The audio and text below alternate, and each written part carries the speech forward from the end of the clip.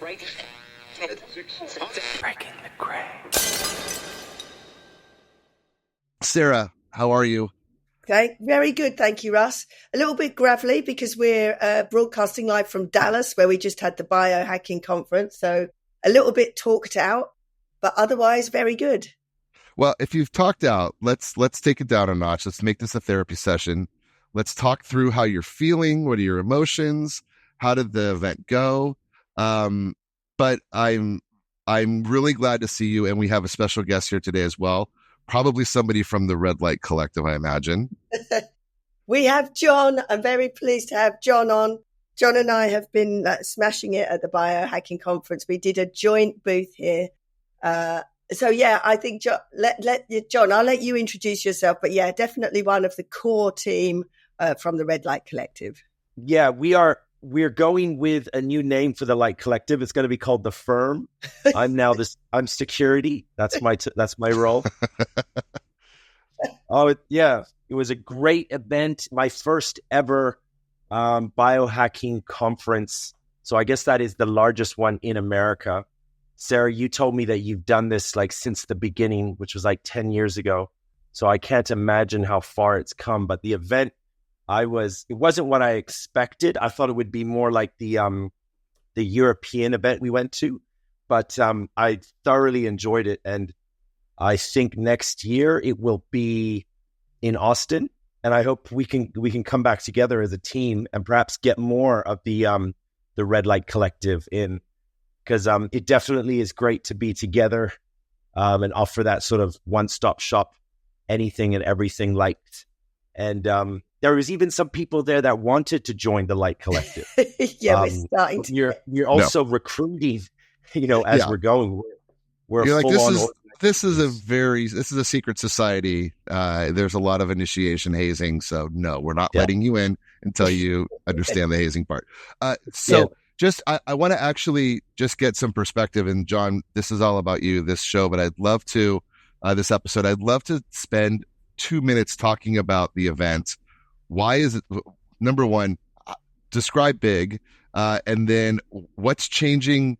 What have you seen changing in the biohacking space? I mean, Sarah, we've been talking for nearly 4 years now on this show. We've been talking about this event specifically, but I'd love to kind of hear how things are changing. Why and how big is it? How big has it become, Sarah? There was, how many do you reckon, John? Between 2,000 and 3,000 people at this event this time? Yeah, it was close to 3,000. Yeah. Close to 3,000. And certainly, we're in a massive hotel in Dallas. It was 2 stories. Most of the booths have got a lot bigger. It's certainly a lot more high tech since, it started out. And people are certainly going a lot bigger. We had people doing live interviews. We had stations where people were doing hyperbaric, followed by PMF. Of course, we had people doing all the light stuff. We had Pavel there doing his kind of silent discos, cowboy discos. So there was a lot going on, but I would say the biggest difference is a lot more tech. Yeah. Yeah. And have you seen any impact of AI yet in the biohacking space? Everybody's on the floor. Everyone's talking about it. Of course, everybody's device is AI optimized, but whether that's true AI or, people are just putting algorithms in, I don't know. But certainly, that's the buzzwords, isn't it? And personalized treatment, which is something that we're all looking at. How can you? Yeah, customization is like the new thing. Yeah. I think that the most important part of any of this, with AI or not, is the actual practice. So, John, I would love to know, how you got into Red Light, and then you look like a man who isn't afraid of a gym, isn't afraid of working out, isn't afraid of taking your body seriously. If you saw me with this vest off, you'd say I am not that person. But I'd love to know, John, how you got into this and where did you land with all of it? So in the Light Collective, I represent body. So it's mind, body, spirit, beauty, right? So I represent body, which I'm very proud of. So the device that I'm working with here, the device I'm carrying is the Lumaflex. Wow, it really shines. Yeah, it does. Right on the camera there. Oh, geez, I'll face it this way. And this, it is a device that is very much my personal pain story of being a competitive athlete and being riddled with injuries. Yeah. I had my shoulders blown out when I was playing rugby. I tried competitive CrossFit and I blew out my knee. I went into boxing, which resulted in a tumor in my head, which was from micro traumas to the brain. I then went into bodybuilding for a little bit, but it lacked the rivalry, which I thoroughly enjoyed. But throughout all those injuries, red light was something that was introduced to me by my wife, and she encouraged me to try it. I thought it was this feng shui medicine, and I, of course, wanted to do it just to appease her, to, so that she would stop bugging me. But it worked. But the device that was used was very cumbersome. It was hard to use. And I was interested in getting a device out to the world that was more suited to an individual like me, that's active, that moves around a lot. And thus came the Lumaflex, which is the world's #1 portable, all-in-one red light therapy panel. And it is silicone, so allowing you to shape it to joints and muscles, which maximizes treatment. Silicone also being very, very durable. And there's another device that I'm already packed, ready to leave the hotel, but it's the Body Pro, and it's fully waterproof. And that is something that I believe will be very not only beneficial for pro athletes or even semi-pro athletes, but also the military. But yeah, it's aiming at the pain, being able to provide a natural, non-invasive means of treatment to athletes instead of using painkillers or surgery, which was something that I was faced with and I used in my early days as an athlete when I was suffering injuries. And being able to use something that's natural, that really is not going to affect you in a negative way, is quite game-changing for athletes. I mean, I think the biohacking world, the doctors, all these scientists like Sarah, they're so ahead of everything. But you got to remember that most athletes, even though they perform very well, really they're old school compared to what's out there. I know a lot of athletes that are very prominent in the sport world. Coming to the event that we just went to, they would be blown away. They literally would be a fish out of water. They would have no idea what was going on. Yeah. So to be able to introduce this to the sport world, to the fitness community, is quite exciting for me. Wow. I didn't think of that, John. That's interesting. Why do you think that these like bodybuilders and things are behind? Because you're right. So when we went to that show and I said, God, how do they get like that? And you said they're just eating chicken and rice. And I was like, well, that's not very healthy. Yeah, it's all old school, and they like to stick to their old ways. What's that saying? You can't teach an old dog new tricks. It's not that they're old in age, but they're old in their way of thinking. Especially when it comes to bodybuilders, they revere the golden era of bodybuilding, Arnold's days, right? Where they were doing probably a lot that they were doing wasn't needed, right? But it is now the format, the blueprint, the Bible of how things have taken on. So there's not much innovation in bodybuilding. And I think when it comes to sports, it all comes down to the coach. It all comes down to that strength and conditioning coach and the coach. And usually the coaches, they're very senior, right? They were former athletes back in the day, and, they did it this way in their day, and they're going to preach that same, to the players. So innovation, I think, is very slow coming, not just to fitness, bodybuilding, but all sports. It's very, very slow. John, to that point, it's habitual too. So if your habit and you're really, like, you talk military, you talk bodybuilding, they have a process. And if you mess with that process, it knocks them all off, right? They get to the gym 4 times a day. Yes. They're doing bis and tris today. Like, it does, but you've got to be able to build it into the habitual process. Like Sarah and I have talked about this. I have a daughter who's an athlete whose ankles are just brittle. And she's a basketball player, and she has learned, like, early on, it was just, especially when you're younger, and if you're committed to your old self, your younger body was like, screw it. One day I'm swollen ankle, next day I can get back on the court, I'm fine. And a lot of coaches say, get back out there, just get through the pain, and recovery is so important. And I think I just was listening to 2 NHL players talking about how important recovery is for them.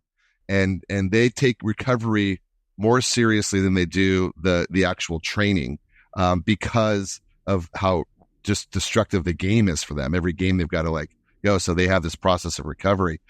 When you go through this with Sarah, you too, and John, like when you talk to people you're coaching, how are you approaching that with them? How are you talking about breaking into their habitual process so you can get red light into it. Yeah, I know, like sir, you have for an me- app, so that's right. Like for me, I communicate the same way I want to hear it. Yeah. Like the way that Sarah has greatly educated me on light therapy, and I think, you know, in the early days, you never threw a bunch of science at me to freak me out and think like, oh, you know, this is too much. I'm just going to stick to what I know. You got to give those bite-sized pieces of information, and I always try to do that with athletes. Is try to resonate with something that they know, and maybe, you know, there are athletes that do use it. There are especially like the Ronaldos, the Tiger Woods. So when you pop a name like that, usually they're like, oh, okay, well, this is worth 5 minutes of my time. I should listen. You know, if someone who I greatly admired, who's very famous and known for being a top G in sport, is also looking at this technology, it is at least worth 5 minutes of my time. So I always definitely name drop and say things that do resonate with them, you know, in their verbiage, in their way of thinking. Because you can't do too much science, because then they think like, oh, this isn't for me. This is for the other guy. The guy behind me. I'll move on, right? But that's something that I try to do. and make it easy.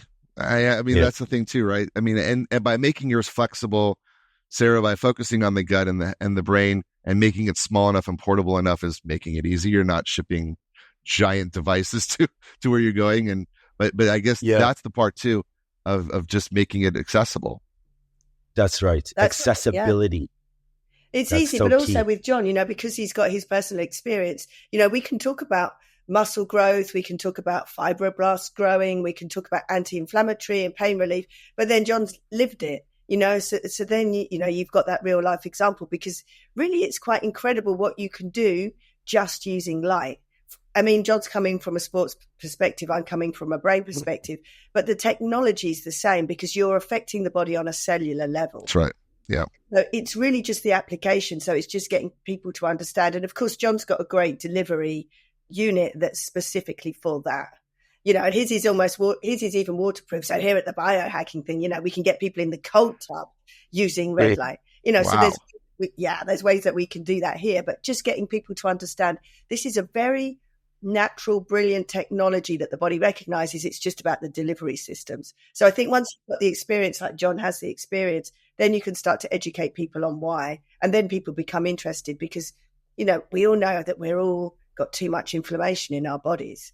This genuinely does reduce inflammation. I mean, that on its own is huge for so many different things, but, you know, especially if you've injured yourself or you're in pain. Yeah. The anti-inflammatory is an everyday thing, right? Like injuries happen. You recover from injuries either well or not well. But the inflammatory part is every day, and we know inflammation leads to cancer. It leads to all the other problems. So the anti-inflammatory part of it is. I'm curious with both of you, as I ask this all the time, Sarah. But how do you like? Where do you start with red light in terms of body parts? Like, where would you start, and then where is the optimal place every single day? Obviously, I mean, I think I know your answer, Sarah, but I'd like to know, like, where do you start, and then where does like the peaceful Zen version of this happen on a day-to-day basis? Yeah, well, I'm going to say it depends what you're trying to do. So that's why it's great to have people like John, because he's coming from a different perspective. For me, if you're trying to heal your brain, you start with your gut, and then you also modulate your brain. But if you've got something else you're working on, you choose the device that fits that application. I mean, John, what's your schedule? What's the schedule that you have for your device? So I do forehead, I do gut, you know, the Sarah Thrive protocol. Then I do the heart, and then I do the spine. I put it on my back like that. I do those every day. Those are like my vitals. Yeah. That I give red light on a consistent basis, regardless of pain. But I have no pain that I don't, you know, I'm not focusing on a specific area that pain is occurring. But those are the vitals that I do all the time. Yesterday, I was walking around with these suede shoes, trying to be all fancy, right? And Sarah she was like, "Why are you wearing such a?" And it was hurting. My feet were in so much pain. And at the end of the show, I was like, "That's it. These shoes haven't passed the test. I'm throwing them away." But last night, I got the the Lumaflex, and I just slept, but I put it on my foot, and now my foot is fine. I'm ready to go and karate chop a door or something. You have like a bionic foot now. But like I've used red light therapy so much, I definitely notice a day where I don't have it. Yeah. But because I use it so much, I believe that's why my response to it is so quick. Would you say? Yeah, but, I think, it's a cumulative response. It is like exercise. It's a low level stress.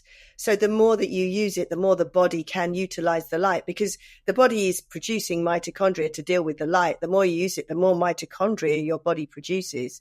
So of course you have a lot more energy, but you respond quicker to the light. Yeah. My daughter and I were in San Francisco yesterday doing a little vintage shopping on Haight-Ashbury, and two men completely naked walking down the street, which is not atypical for San Francisco, but for my 13-year-old daughter, it was a bit shocking to see two, I would say well-aged men walking around naked.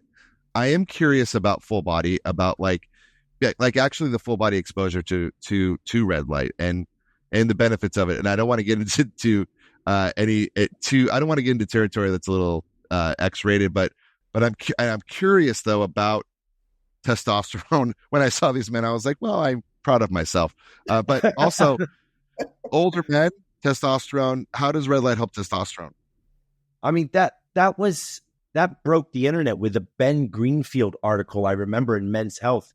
That was like 8 years ago. He did he like experimented on himself where he was the subject, and he had he tested his testosterone before. I'm not sure how long the actual test was, if it was a number of weeks or if it was just a few days, but his testosterone significantly, was increased just by using red light. And I think that kind of like triggered a huge upsurge in men purchasing it for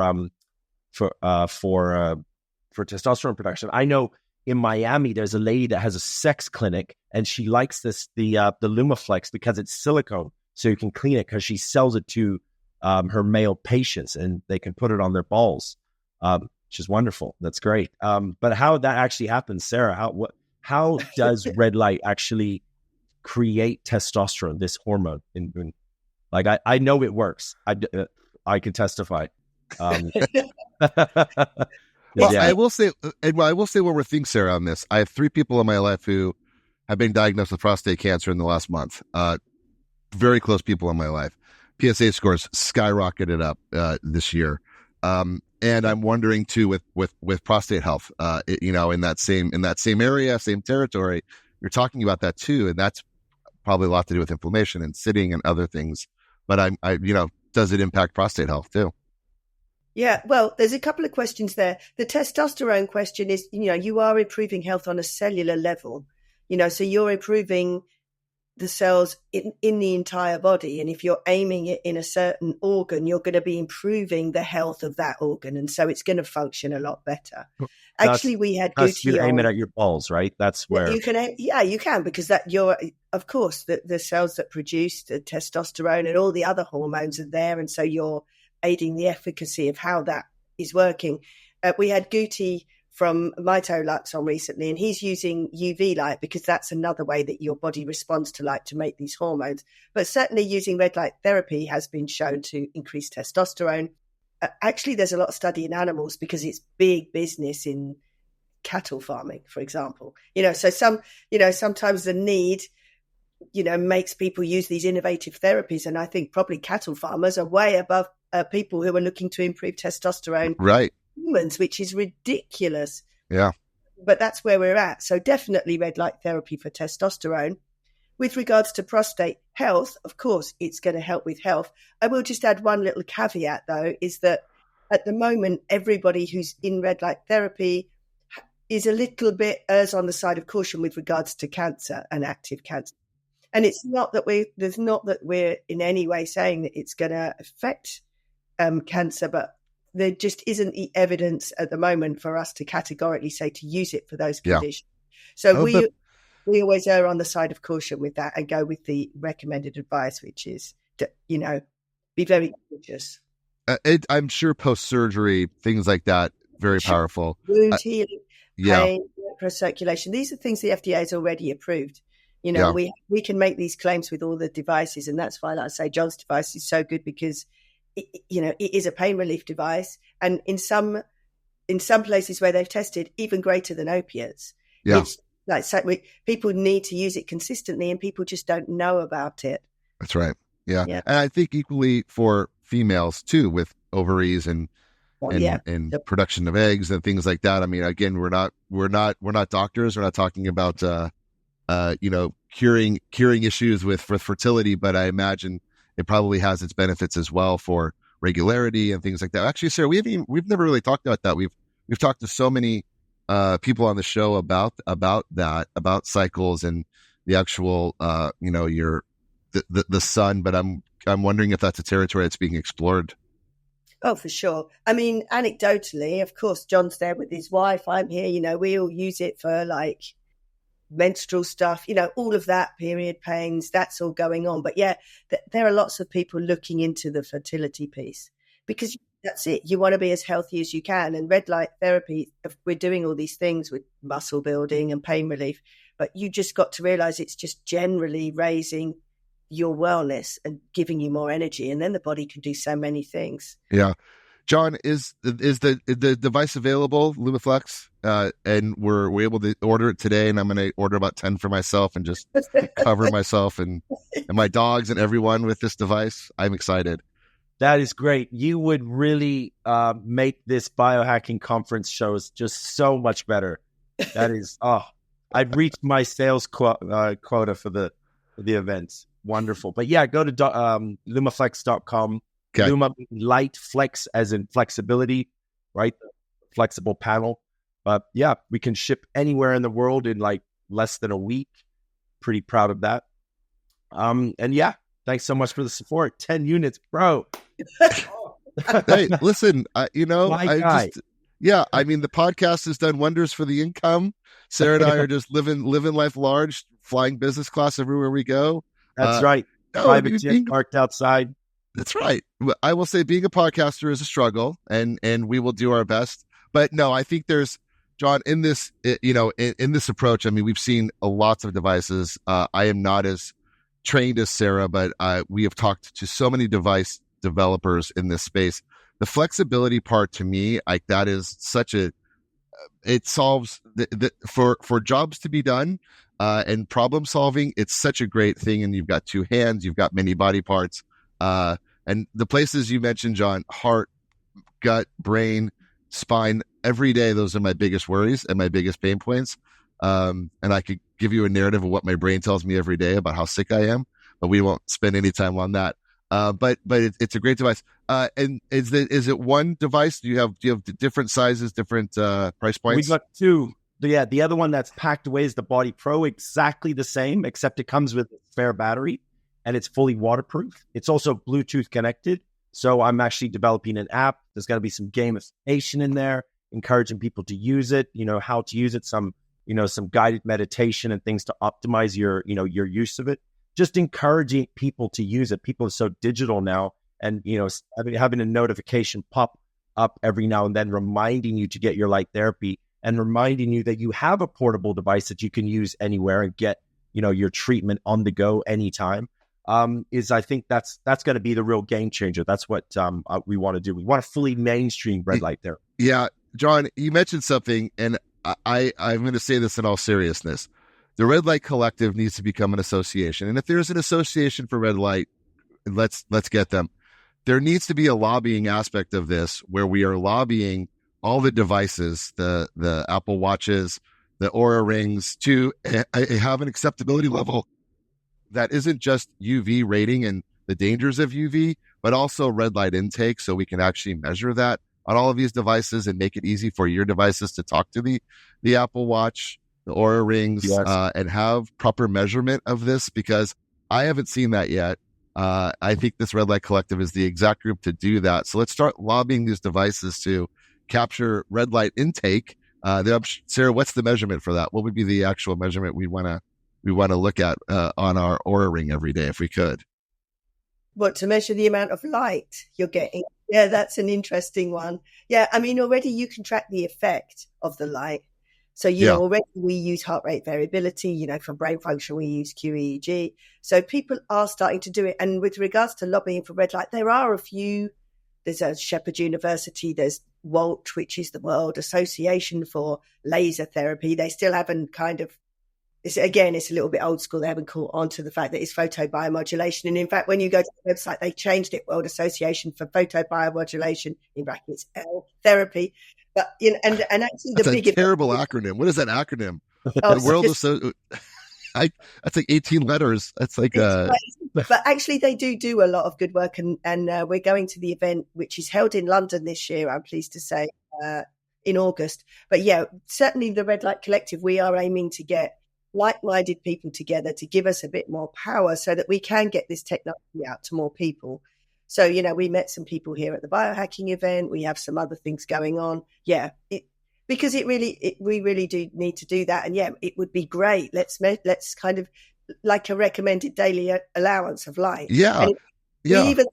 We had an idea between us, we had like a light vitamin, like you have a recommended daily amount of light, the same as you have a recommended daily amount of vitamin C. So that is something that we're working on to get those RDAs out so people can understand. Because, I was telling people, they're like, okay, well, if it's just like sunlight, maybe I can just stand outside. And it's like, yeah, but how many times do you stand outside at sunrise and at sunset when you see these long wave red? We just don't do it. Here we are. John and I haven't left this hotel for like 5 days. Right, exactly. Hacking event. Just the window, you're like in the little crack of the window trying to get it's something in. Yeah. Or get the Sarah Thrive and Lumaflex devices. These windows are actually nailed shut in my room. It's just, it's a very odd environment that we live in. So if people understand the recommended daily amount of light that you need, I think people would be amazed, because it's more than just walking from your car to the office. You need to be outside all the time. And if you're not doing that, you need to supplement with these devices. And really, that's what we're doing. We're supplementing the light that we're not getting naturally with these devices. It would be great if we could all live barefoot outside. I know John's off to Thailand to get his dose of light. But just for a week. To last all year, it's not enough, right? That's right. It's good for that week. But it's not good for the whole year. Yeah. The rest of the time we have to supplement. So you're right. We should treat it like a supplement. We should treat it exactly like a supplement and have recommended daily amounts. And we are working on that as a group. And we're working to get the message out. You can see we've been banging for a while, but now people are starting to come to us to listen to what we got to say. Go Collective. Team Collective. Team Collective. Yeah. We're actually on a bit of a world tour. So if anybody wants to actually come and see these devices, John and I have got a joint booth. We're next we're going all the way to Finland next. Helsinki. Let's go, baby. Let's Beautiful. go. That's the birthplace of biohacking. Yeah, I think the Finns are totally on it. We're really looking forward to that event. It's a very earthy, more natural kind of event. But yeah, we're going to have a joint booth there. We're going to go big with the light therapy there. So yeah, we invite anyone to come and see us at that event. And then there's Japan in October. We're going to go big in Japan. And if anyone listens to this later on, Japan, you can find us in Japan. That's great. Yeah.